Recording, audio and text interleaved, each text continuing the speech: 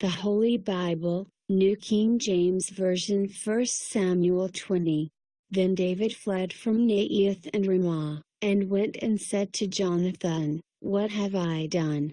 What is my iniquity, and what is my sin before your father, that he seeks my life? So Jonathan said to him, By no means. You shall not die. Indeed, my father will do nothing either great or small without first telling me. And why should my father hide this thing from me? It is not so. Then David took an oath again, and said, Your father certainly knows that I have found favor in your eyes, and he has said, Do not let Jonathan know this, lest he be grieved. But truly, as the Lord lives and as your soul lives, there is but a step between me and death. So Jonathan said to David, Whatever you yourself desire, I will do it for you. And David said to Jonathan, Indeed, tomorrow is the new moon, and I should not fail to sit with the king to eat. But let me go, that I may hide in the field until the third day at evening. If your father misses me at all, then say, David earnestly asked permission of me that he might run over to Bethlehem, his city, for there is a yearly sacrifice there for all the family. If he says thus, It is well, your servant will be safe. But if he is very angry, be sure that evil is determined by him.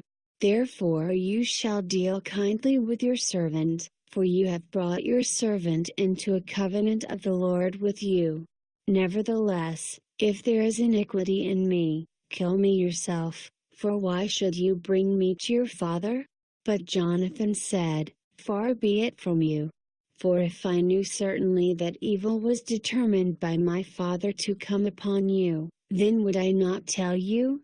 Then David said to Jonathan, Who will tell me, or what if your father answers you roughly?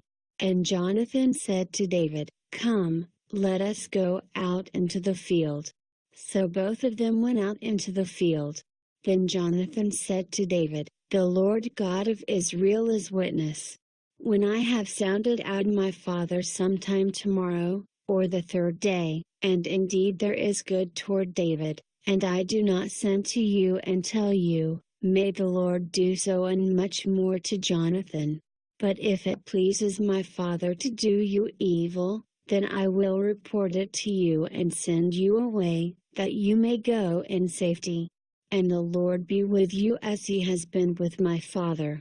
And you shall not only show me the kindness of the Lord while I still live, that I may not die, but you shall not cut off your kindness from my house forever, no, not when the Lord has cut off every one of the enemies of David from the face of the earth.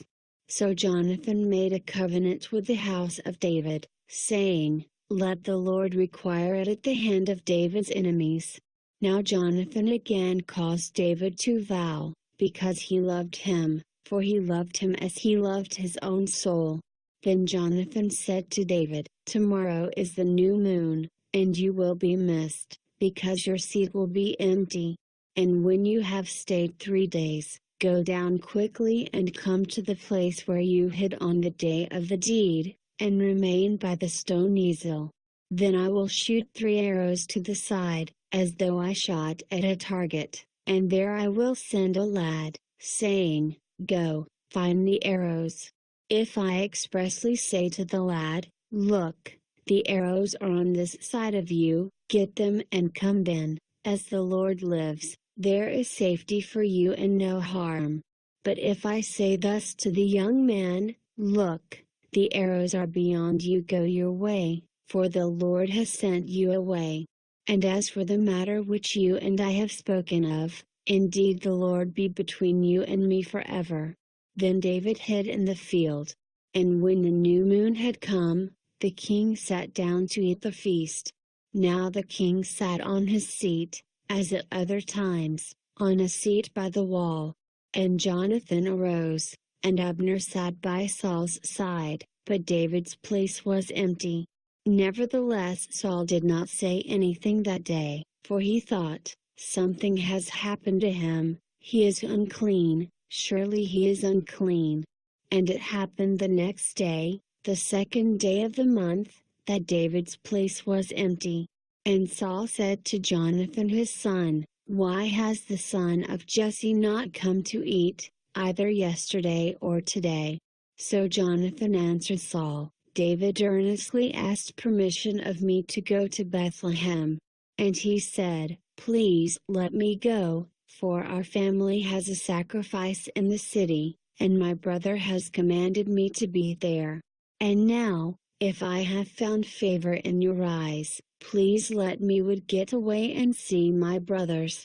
Therefore he has not come to the king's table. Then Saul's anger was aroused against Jonathan, and he said to him, You son of a perverse, rebellious woman! Do I not know that you have chosen the son of Jesse to your own shame and to the shame of your mother's nakedness? For as long as the son of Jesse lives on the earth, you shall not be established, nor your kingdom. Now therefore, send and bring him to me, for he shall surely die. And Jonathan answered Saul his father, and said to him, Why should he be killed? What has he done? Then Saul cast a spear at him to kill him, by which Jonathan knew that it was determined by his father to kill David. So Jonathan arose from the table in fierce anger, and ate no food the second day of the month, for he was grieved for David, because his father had treated him shamefully. And so it was, in the morning, that Jonathan went out into the field at the time appointed with David, and a little lad was with him. Then he said to his lad, Now run, find the arrows which I shoot. As the lad ran, he shot an arrow beyond him. When the lad had come to the place where the arrow was which Jonathan had shot, Jonathan cried out after the lad and said, Is not the arrow beyond you? And Jonathan cried out after the lad, Make haste, hurry, do not delay.